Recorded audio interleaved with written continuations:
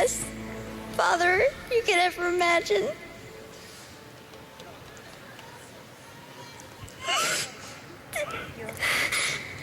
And I just wanted to say I love him.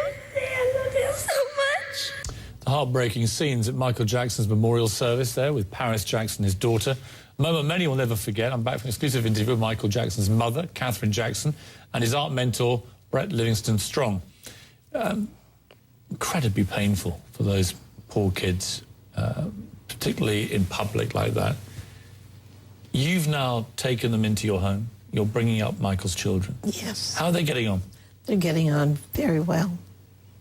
They seem, I mean, to be doing remarkably well. They also seem to have, between them, all his kind of zest for life, his talent, his confidence in public, all those things. Mm-hmm. It's extraordinary to watch. It must be for you too. It must be like almost reliving Michael. They're in school, and the two oldest children go to private school. The youngest doesn't want to leave home yet, so we have a teacher there for him. Excuse me. In school, and the oldest Prince, the oldest boy, is such a great student. Is he? His grades are so good. They're A+.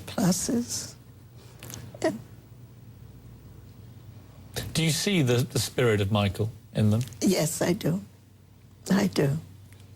How would you feel if they want to go? I mean, Paris has already started down this road. If they want to go into show business. Yes, Paris does.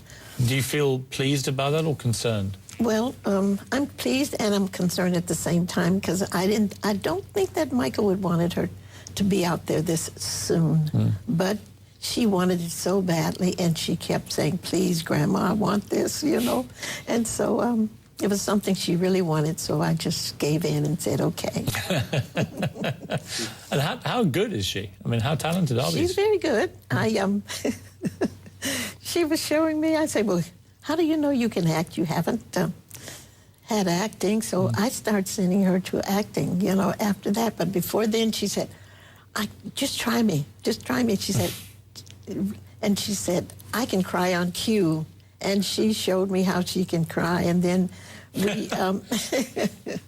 Amazing. Yes, that's not easy. She's very good. She is good. How do you think they have coped with losing their father?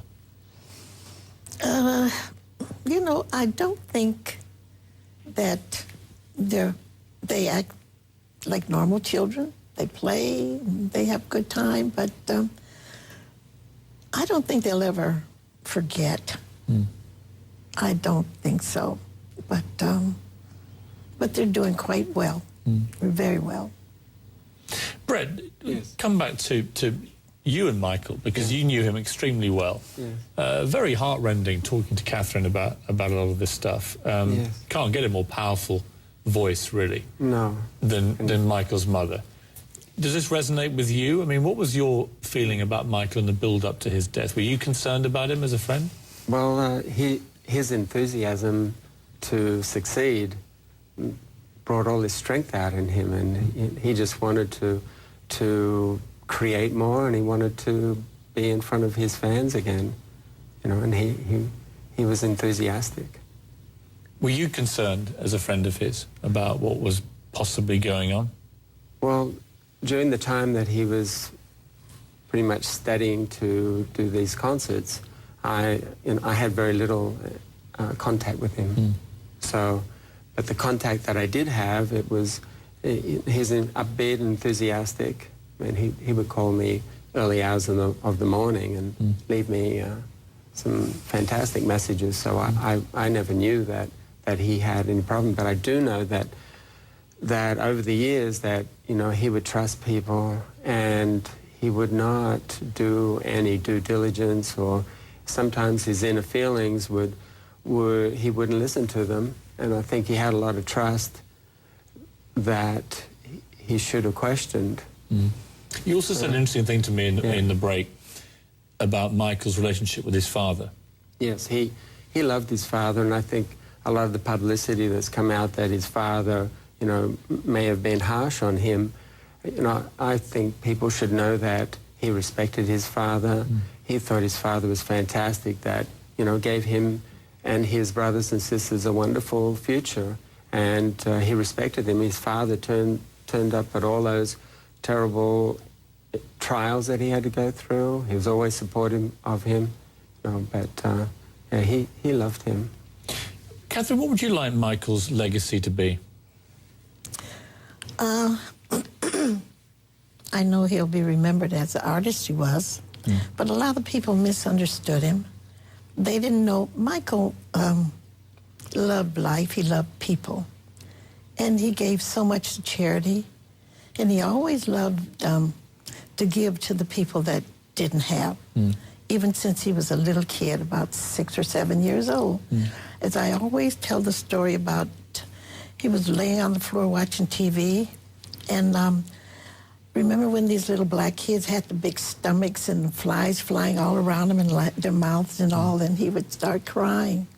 And he was telling me, he said, "Mommy, one day I'm going to do something about this."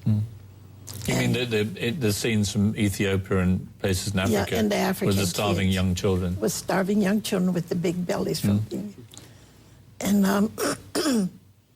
and he's always been giving to charities and things like that, and he gave more than people knew.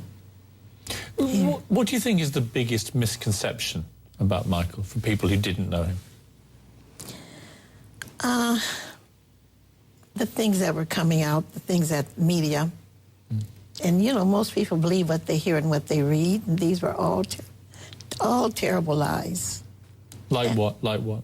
And like they were saying, he was molesting young boys and other things that he was doing, that he might have been on painkillers, things like that.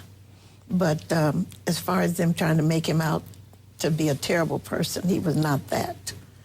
Let's just take a quick break and we'll come back and talk about this a little further in just a few moments.